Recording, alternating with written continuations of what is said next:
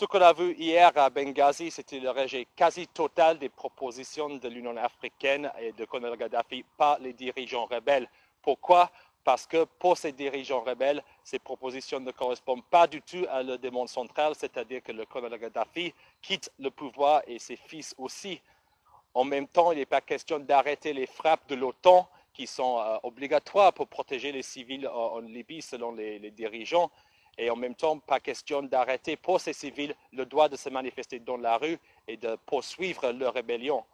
En même temps, on constate que depuis 2 semaines maintenant, la situation sur le plan militaire est un peu bloquée sur la route entre Brega et Ajdabia et que les négociations, les pourparlers vont se poursuivre. Il y a par exemple une conférence prévue à Qatar plus tard dans la semaine. Alors les rebelles en ce moment, ils ont les problèmes d'argent, les problèmes pour exporter le pétrole.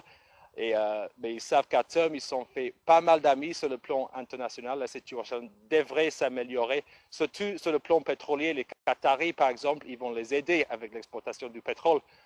Pour le colonel Gaddafi, ce n'est pas du tout fini non plus, mais l'espoir pour les rebelles, c'est que les mesures qui ont été votées contre le colonel Gaddafi, c'est-à-dire les sanctions, le gel des fonds, etc., vont commencer à avoir un effet assez négatif sur le régime à Tripoli. Il y avait plusieurs centaines de manifestants devant ce meeting hier à Benghazi. Leur avis est important. Il faut se rappeler que ça fait que 2 semaines que ces manifestants rêvaient vraiment de monter sur Tripoli et de pouvoir renverser le pouvoir.